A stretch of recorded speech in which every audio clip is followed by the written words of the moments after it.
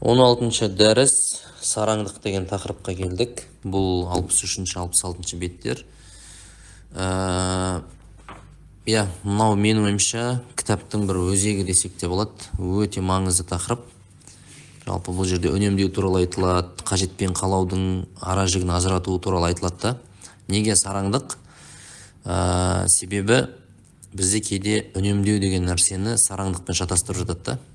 Өйткені мысалы бір нәрседен ақшасын аяса, оны мысалы сен сараңсың, анау мынау деген сияқты айтуы мүмкін да. Енді осы жазбада, бір 3-4 беттік жазбада сараңдық пен үнемдеудің айырмашылығы мысалдармен келтіріледі. Былайша айтқанда ереже естеріңізде ғой. Үнемдеу деген ол қажет емес кезде ақша жұмсамау. Яғни қажет емес, мүмкін бір нәрсені қалап тұрсың, бірақ ол саған аса қажет емес. Сол кезде сен ақша жұмсамай, ақшаңды ұстап қалсаң, сен үнемдеген боласың. Ал сараңдық деген нәрсе қажет кезде ақша жұмсамау. Яғни бұл қалау емес, бұл қажет кәдімгідей. Сен бұл нәрсеге саған өте қажет болып тұр. Бұны алмасаң, бұған қол жеткізбесең, сен кәдімгідей бір нәрсе жоғалтайын деп тұрсың, бір зардап шегейін деп тұрсың. Сол үшін сол кезде сен ақша жұмсамай қойсаң, онда оның атын сараңдық деп айтады. Мына жерде бір жақсы мысал келтірілген екен, автобуспен жүру туралы. Мысалы, бір жігіт автобус 150 мың теңге табады дейік. Бір жігіт жас маман, тағы бір нәрсе. Сөйтіп автобуспен жұмысына барады. Түсінікті, енді автобуспен бару, таксимен баруға қарағанда арзанырақ. Енді осы жерде қалай біз ажыратамыз бұл? Қалай үнемдеп жатыр ма, жоқ өз-өзінен аяп жатыр ма, осыны қалай ажыратамыз деген кезде оның негізгі қажеті мен қалауын ажыратып алуымыз керек. Мысалы, оның негізгі қажеті А пунктінен үйінен жұмысына уақытына жету. Бұл қажеттілігі оның. Өйткені уақытына жетпесе, бағанада бастықтан сөгіс алуы мүмкін, бір жұмысы бітпеуі мүмкін, тағысын тағылар. Бірақ ол таксимен барғысы келуі мүмкін. Неге? Өйткені такси комфорт, былайша айтқанда таксимен барған жақсы, өзін жақсы сезінеді, анау. Бірақ бұл жаман емес, бірақ бұл қалауы оның, қажет емес та. Енді 150 мың теңге тауып, ол қалауын орындай бастаса қазір, ол түсінікті, мысалы бір таксиге қанша кететіні. Сөйтіп, ол бағанағы 150 мың теңгенің біраз бөлігі таксиге кетіп қалайын деп тұр. Бұл қаржылық жағынан дұрыс шешім. Қажет емес кезде ақша жұмсамау деген, яғни таксимен бару оған қажет емес. Соны түсіну керек. Ол қалауы. Осы кезде ол ақша жұмсамай қойса, ол үнемдеген болады. Яғни оның қажеті не? Оның қажеті ертерек тұр, ертерек автобусқа отыр, бар, сенің негізі қажетің өтелейін деп тұр, негізі. Осы жерде бұны сараңдық деп айтпаймыз. Өйткені бұл жерде ол қалауын 150 мың теңге тауып тұр ғой, түсінем, егерде былайша айтқанда миллион тапса, онда есептеп көру керек. Қай кезде үнемдеу керек, қай кезде үнемдемеу керек деген сияқты. Бұл бір, енді мынандай ситуацияны ойлап көрейік. Дәл сол жігіт, дәл сол 150 мың теңге табатын жігіт ұйықтап қалды енді. Ауылдан келді, той болды, бір нәрсе болды, ұйықтап қалды. Автобуспен барса, ұзақ барайын деп тұр, жұмысына кешігейін деп тұр. Бұл жағдайда таксимен бару оның негізгі қажетін еске алайық. Оның негізгі қажеті уақытында жұмысына жету ғой, негізгі қажеті. Бұл жерде комфорт деген қалауы жоқ. Өйткені негізгі қажеті өтелу керек, жұмысқа жұмысына уақытында бару керек. Сол үшін ол таксимен бару керек те ол кезде. Өйткені бағанағыдай ситуация ғой, қай кезде таксиге ақша төлеу керек, қай кезде жұмсау керек, қай кезде жұмсамау керек. Осы жағдайда жұмыстан кешікпеу үшін, негізгі қажеті жұмыстан кешікпеу үшін ол таксимен бару керек. Егер де ол таксимен бармай, жоқ мен автобуспен барам, анау десе, онда ол қажет кезде ақша жұмсамаған адам болады, яғни сараңдық танытқан болады. Бұның атын сараңдық деп айтады. Енді сараңдық дегенді біз әдетте басқаша түсінеміз ғой. Сараңдық деген бір мұқтаж адамға ақша бермей қою, бөліспеу деп түсінеміз, бірақ өзіңе деген сараңдық деген тақырып қозғалып тұр бұл жерде негізі. Сол үшін мына жердегі негізгі тақырып өзіңе қатысты сараңдық па, сараңдық емес па деген сөз ғой.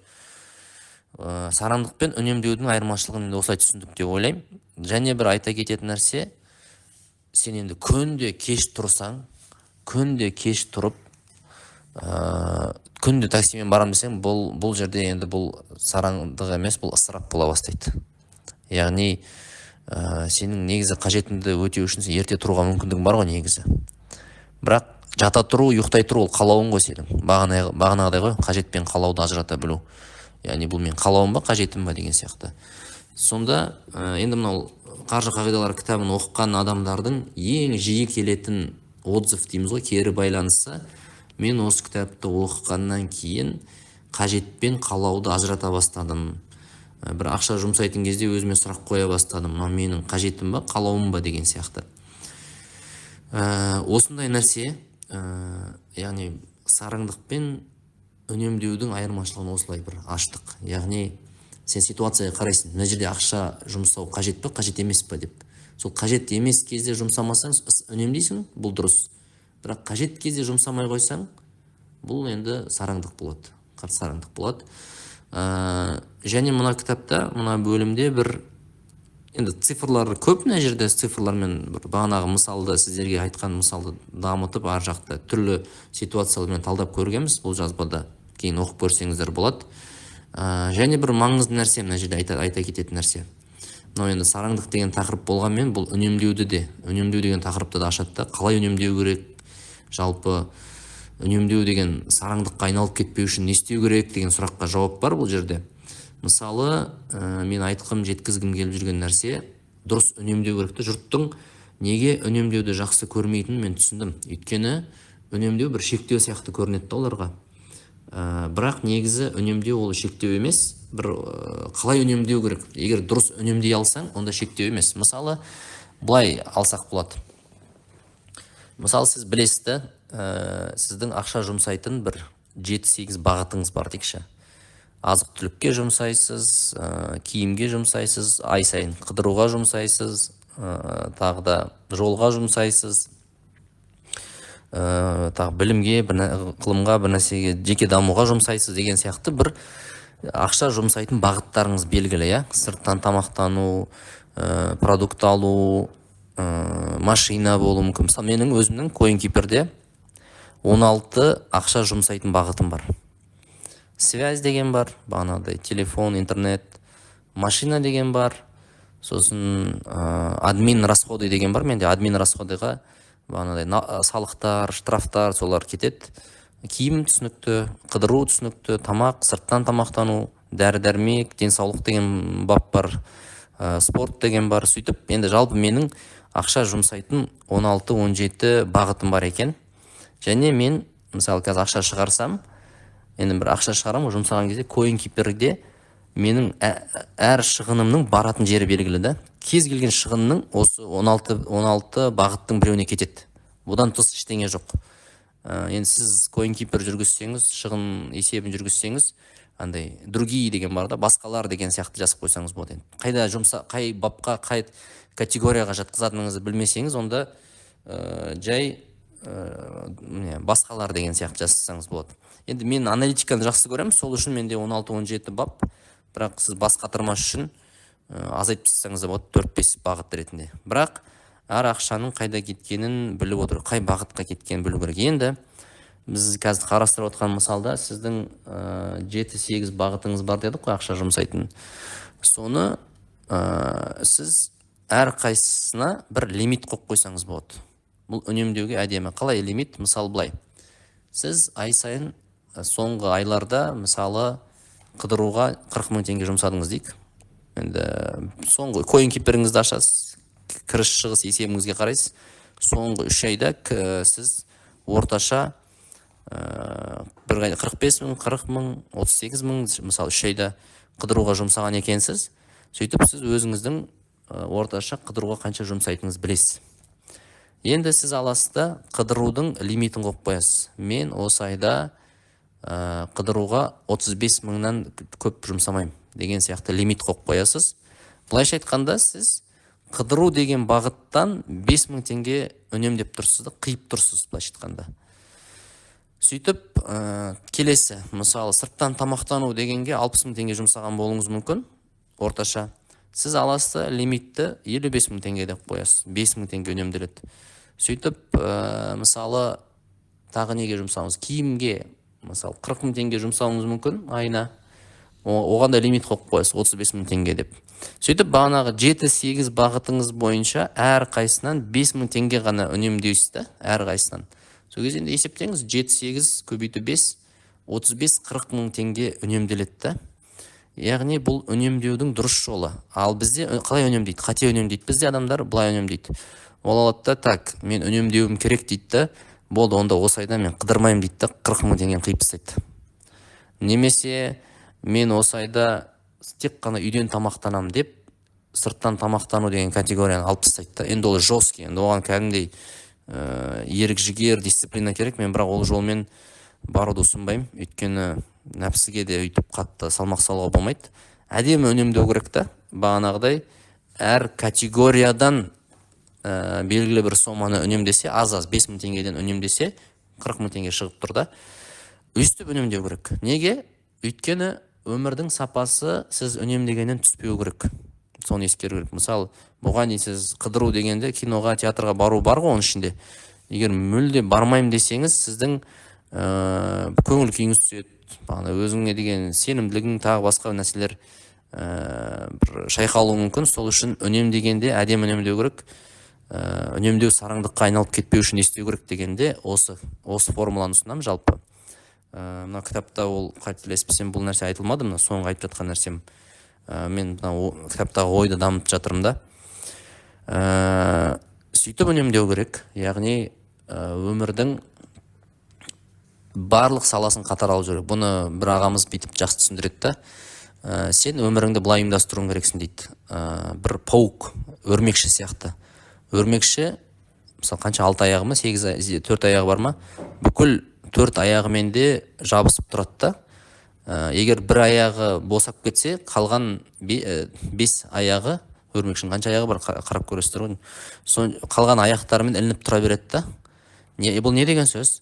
Сіз бизнеспен айналысуыңыз мүмкін, басқа нәрсе, бизнесіңіз бір уақытта табыс әкелмеуі мүмкін, ақсауы мүмкін. Сол кезде сіздің хобби деген бір аяғыңыз бар. Адамдармен қарым-қатынас, туысқандар, достар деген әр қайсыңыз бір аяқ десек, өрмекшінің. Солар сізді депрессияға түсіп кетуден сақтап қалады да. Яғни өмірдің осы бірнеше саласын қатар ұстап тұру керек та. Яғни бизнесің жүрмей қалды ма, бірақ сенің хоббиің бар, сенің достарың бар, сенің таныстарың бар, қатты депрессияға түсіп кетпейсің. Мен қатты депрессияға түсіп кеткен адамдарды қазір есіме алып жатырмын да. Сөйтсем, олар тек қана бизнес болып кеткен өмірі, немесе тек қана бағанадай елге қызмет болып кеткен, немесе тек қана отбасы болып кеткен да. Сол сияқты бірақ бағытқа бұрылып кет, бірақ бағытты ғана дамытып кетпеу керек те өмірде. Бағанадай 7-8 категорияң сенің өрмекші сияқты аяқтарың болу керек та. Сол кезде өмірде қиын жағдайлар болған кезде бір жағың ақсаса, екінші жағың ұстап тұрады да сені. Сонда сен депрессияға түспейсің. Осындай лайфхак бар. Сол үшін мына жердегі үнемдеу сараңдыққа айналмау үшін осындай формуланы қолдансаңыздар болады. Яғни бірінші шығындарыңның қайда кететінін анықтап алу керек қой. Кіріс-шығыс есебін жүргіз деп айтамыз да мына кітап бойы. Алғашқы осы дәрістерде айттық. Енді бәлкім бастап кеткенде шығарсыздар. Бастамасаңыздар әлі кеш емес. Бұл номер 1 әдет қаржы қағидаларындағы. Сол үшін ақшаңыз қайда кетіп жатқанын, қалай кетіп жатқанын білу өте маңызды. Не үшін маңызды? Кіріс-шығыс есебін жүргізсең ғана сен қанша үнемдеу керек екенін түсінесің да. Егер кіріс-шығыс есебін жүргізбесең, сен дұрыс үнемдей алмайсың. Өйткені білмейсің ғой, неден қанша үнемдеу керек екенін. Қанша лимитіңді қандай қою керек екенін біле алмайсың да енді. Сол үшін де маңызды да кіріс-шығыс есебін жүргізу. Сосын мына жерде, мына кітапта бір абзацта 2 жігіттің киім алуы туралы мысал келтірілген. Осы сараңдық деген тақырып қой. Сіз өзіңіз үшін бітсеңіз болады да. Бағанадай процентпен ойлану деген бар мына жерде. Сіз шығын қанша тапсаңыз да оны процентпен бөліп тастауыңыз керек. Мен табысымның 10%-ін киімге жұмсаймын деген сияқты бір ережелер жасап қою керек та. Яғни мен қанша тапсам да мен табысымның 10%-ін киімге жұмсаймын. Иә, келісем, сен бір айда 100 мың табуың мүмкін, бір айда 200 мың теңге табуың мүмкін, бір айда миллион табуың мүмкін, 500 мың табуың мүмкін. Бірақ сенің киімің сол тапқаныңа лайық болады да әрқашан. Бұл әділетті болады деп ойлаймын. Әйтпесе, мысалы былай, мына кітапта мысал келтірілген, 150 мың теңге табатын бағанағы жігітіміз, біреу 150 мың теңге табады, екінші бір жігіт 1 миллион теңге табады да. Сөйтіп, екеуінің көзі 100 мың теңгелік бір костюмге, бір смокингке көзі түседі. Екеуі де қатты алғысы келеді. Сөйтіп, енді ойланады ғой, алайын ба, алмайын ба, той келе жатыр, анау келе жатыр, мынау келе жатыр. Қаржылық шешім дұрыс қалай болады? Егер де 150 мың теңге табатын жігіт сол костюмді сатып алса, ол үшін бұл ысырап болады. Неге? Өйткені ол табысының 67%-ын киімге жұмсайын деп тұр да. Бірақ ол басындағы өзіне бекітіп алған ережесі, мен табысымның 10%-ын киімге жұмсаймын деген ережесі бар еді да оның. Яғни өзі бекіткен процентінен көп болып кетсе, ысырап болып кетеді да. Енді екеуінің лимит 10%. Екінші жігіттің 10%-і миллион теңге табатын жігіттің қанша? 100 мың. Ол алса, бұны жомарттық деп айтады. Жомарттық, өзіне жасаған жомарттық. Неге? Өйткені ол қажет кезде ақша жұмсап тұр да. Костюм қажет болып тұр, ақша жұмсап тұр, ол өзіне жарасады да оған. Өйткені 10%-не келіп тұр да. Көрпеңе қарай көсіл деген осы тема. Процентпен ойлану деген. Яғни, бағана біз алдыңғы мысалда, үнемдеудің мысалында біз лимит қоятын едік қой. Яғни, қыдыруға 40 мың емес, 35 мың деген. А мына жағдайда процент. Яғни, мен табысымның 10%-не киінемін. Немесе киім мен үшін өте маңызды, мен киім саласында жүрмін, адамдардың алдында жиі болам, онда 20% қылуға болады да, бірақ процентпен ойлану керек. Немесе мен неше тапсам да, соның 10%-не қыдырам. Бір айда 5 миллион тапсаң, 500 мыңға қыдыруың керек. Бір айда 100 мың теңге тапсаң, 10 мың теңгеге ғана қыдырасың. Әділетті болады да осылай. Яғни қалай үнемдеу керек, ақшаны қалай басқару керек, қалай жұмсау керек дегенге жауап осы, процентпен ойлану.